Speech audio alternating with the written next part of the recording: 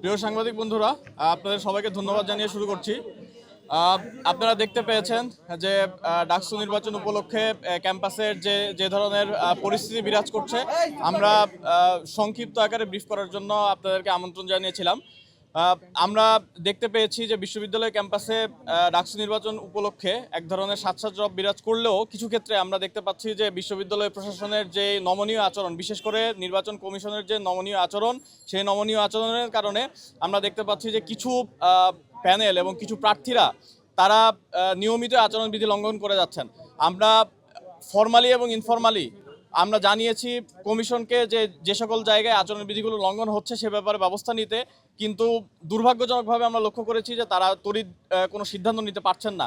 বিশেষ করে আমরা দেখতে পাচ্ছি শিক্ষার্থীদের রিডিং রুম যাওয়া থেকে শুরু করে যেটা তাদের যেই কমফোর্ট জোন, সেই জায়গায় দেখা যাচ্ছে যে তারা বাধাগ্রস্ত হচ্ছেন এবং তাদের সাথে সরাসরি যেভাবে নির্দেশনা ছিল কমিশনের পক্ষ থেকে যে এখন সরাসরি কোনো ধরনের প্রচারণা চালানো যাবে না, কিন্তু আমরা দেখতে পাচ্ছি যে গ্রুপ দলবদ্ধ হয়ে তারা এই প্রচারণাগুলো চালাচ্ছেন। এর বাইরেও আরও অন্যান্য বিষয়গুলো আমরা লক্ষ্য করেছি। আমরা এখান থেকে দাবি জানাতে চাই যে কমিশন দ্রুত সময়ের ভেতরে এই ধরনের যারা আচরণবিধি লঙ্ঘন করছেন তাদের বিরুদ্ধে ব্যবস্থা নেবেন। আমরা ফর্মালি এবং ইনফর্মালি যে অভিযোগগুলো দিয়েছি এবং অন্যান্য যারা প্রার্থীরা আছেন তারা অভিযোগ দিচ্ছেন, এই অভিযোগের উপর ভিত্তি করে সিদ্ধান্তগুলো গ্রহণ করা হবে এবং সেটা সবাইকে জানিয়ে দেওয়া হবে।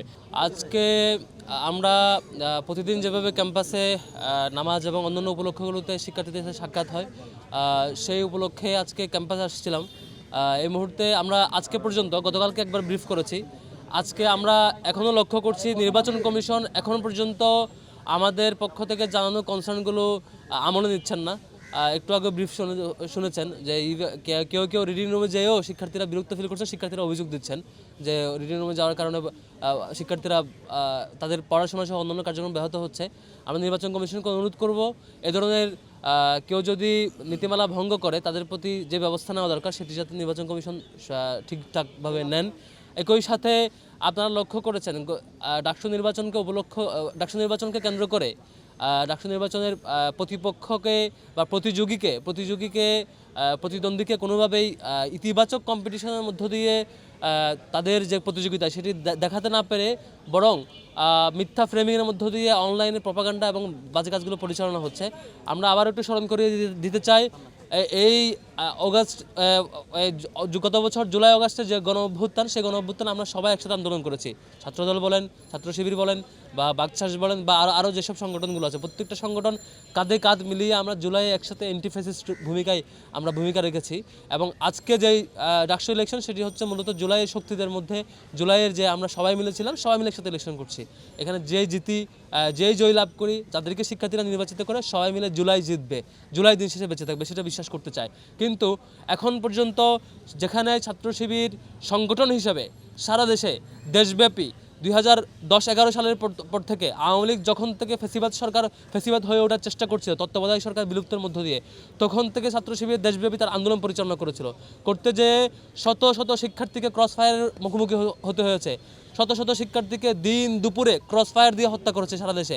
আমরা এখনও চট্টগ্রাম বিশ্ববিদ্যালয়ে সেই 5-7 জন শিক্ষার্থীর কথা আমাদের এখনও মনে পড়ে, রাজশাহী বিশ্ববিদ্যালয়ে সেই নুমানি ভাইয়ের কথা মনে পড়ে, যাদেরকে দিন দুপুরে হত্যা করা হয়েছে।